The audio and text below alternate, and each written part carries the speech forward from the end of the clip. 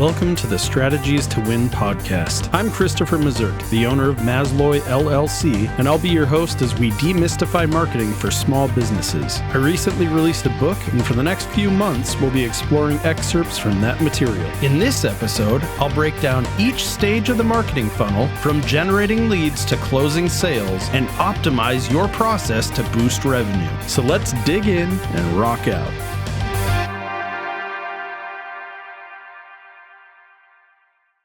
The marketing funnel.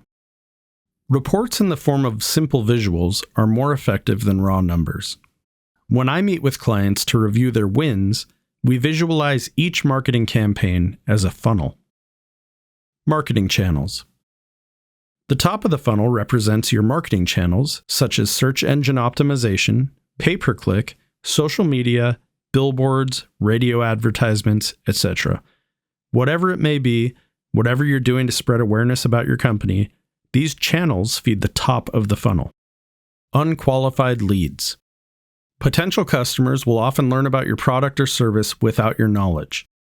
They might see your commercial or visit your website from a public computer, but when someone expresses interest in your product or service and you can track it, they enter the funnel and proceed to the next step. They become an unqualified lead. A lead because they're curious about what you're offering, but not yet qualified because they've given you insufficient information about themselves and their needs. Marketing qualified leads and a nurturing campaign. When a customer calls your business or fills out an online form, something that enables you to get answers to specific questions, this will allow you to bucket the lead into one of three places. First, if they're not a good fit for your company, they can disappear from the funnel. Second, if they seem like a good fit at this point, they become a marketing qualified lead, or MQL. This means that your marketing team has confirmed that they might be worth your sales team's time. Finally, your company may have a nurturing campaign in place, which allows you to develop leads which are promising, but may not yet be a MQL. Email newsletters and scheduled follow-up calls are both examples of a nurturing campaign. Here's where our fishing net comes into play. If you know you only want to catch fish over a certain weight, you might make holes in the net large enough for small fish to swim out. The larger fish, the marketing qualified leads, will stay within the net, where you'll then be able to determine if they're actually fish, sales qualified leads, which we'll talk about in a moment, or kelp. The nurturing campaign comes into play when you consider that some of the fish may have squeezed through your net. They're pretty close to the size you want, but just a bit too small still.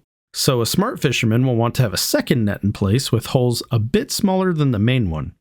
This way you can go back and pluck the fish out once they grow to the proper size.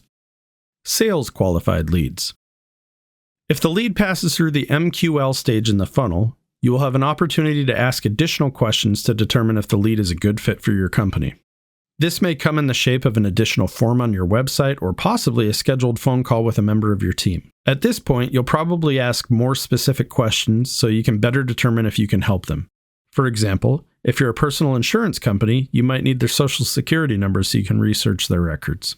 Again, a lead can end up in one of three places at this point. First, like with the MQL, if they're not a great fit, they may disappear from your funnel entirely. Likewise, there may be an opportunity to develop them into a better fit, so you may send them into a nurturing campaign. The final option, a result of the lead passing all of your tests, is that they become a sales qualified lead, or an SQL. This means it's time for your sales team to step in and close the deal. Now here's a best practice tip. It's easy to be tempted to combine the MQL and SQL stages into a single form or phone call. However, it's usually necessary to develop the lead a bit more before asking the questions necessary to determine if they are a sales qualified lead. It's like dating. If you approach someone at a bar, you can ask for their name and phone number, but they'll probably be put off if you ask for their credit score. Meanwhile, you may be much more comfortable asking for that information after you get to know and trust each other more.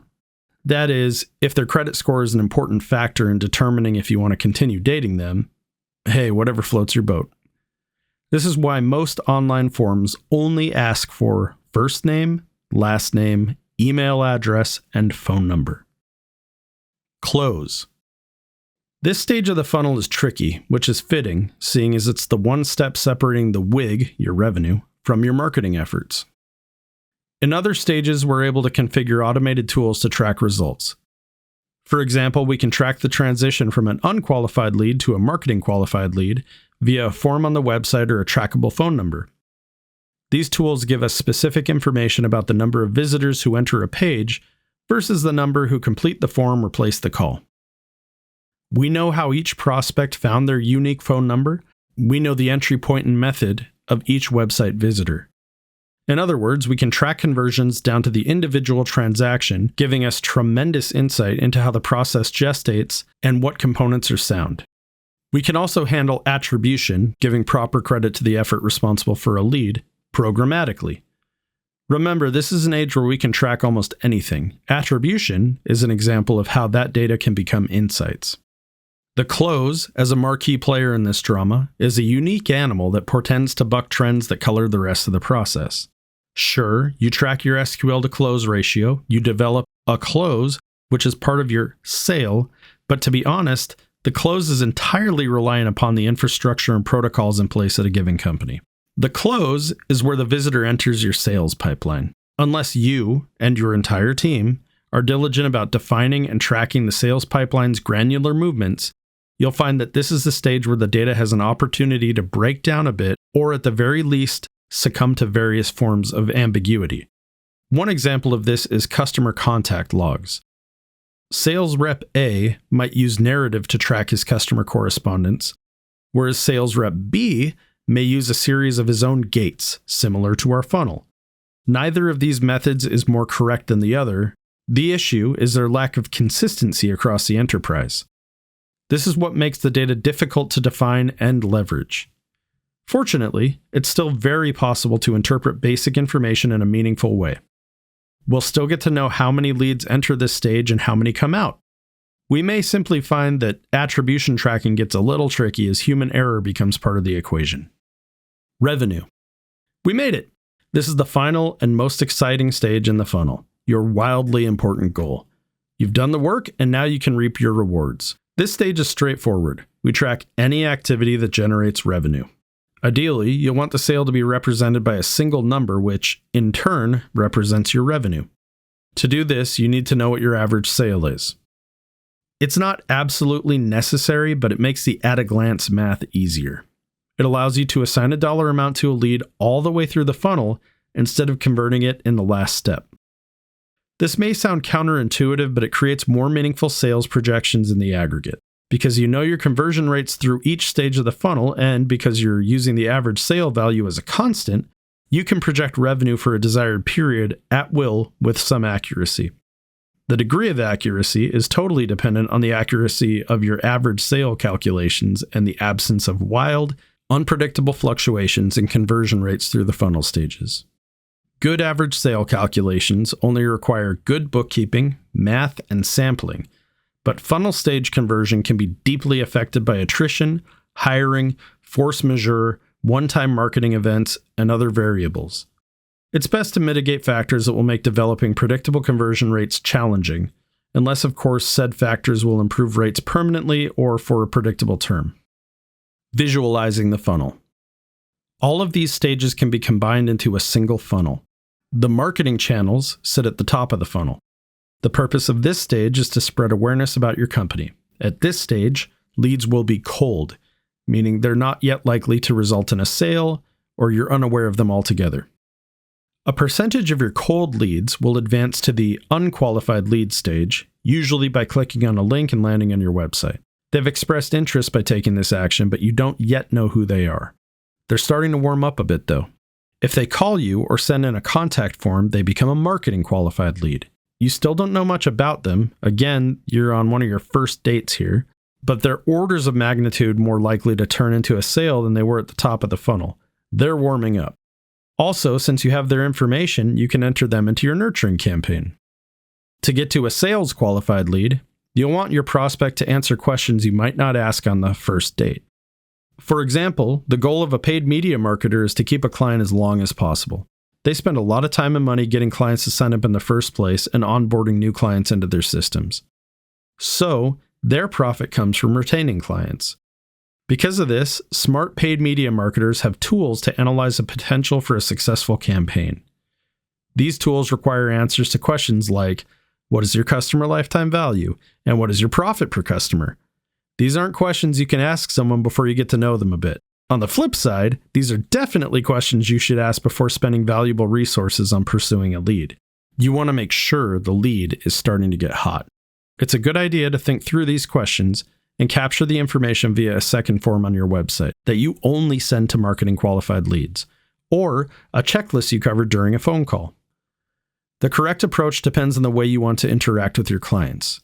Forms are the easiest to automate the process and capture the data, but they lack a personal touch. If the sales qualified lead passes the tougher questions, it probably makes sense to connect them with a member of your sales staff. They're red hot to the touch at this point. This moves the lead into the close stage. Again, it's to your benefit to implement systems and procedures which will minimize the opportunity for human error. A CRM with required fields is an example of this. You can mandate that the salespeople take specific steps during the close stage and enter specific information at each step. A best practice tip: consider creating a second funnel for the close stage, which you analyze during sales meetings. Whatever process you arrive at, it's important that all your salespeople define and record information in the same way. Finally, if everything works out, you're in the revenue stage. Congratulations! The funnel is a powerful tool as it breaks the marketing process into specific stages, which allow meaningful analysis.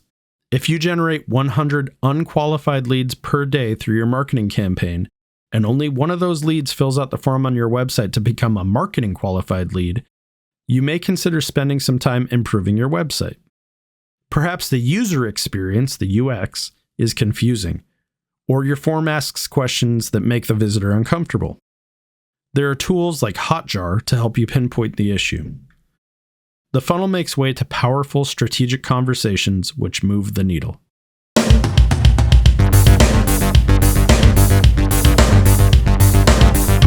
Thank you for joining me today as I reviewed each stage of the marketing funnel, from generating leads to closing sales, and optimized your process to boost revenue.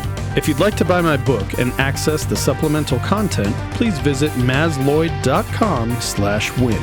Until next time, I'm Christopher Mazurk with Mazloy, where we make marketing convenient so you can have fun.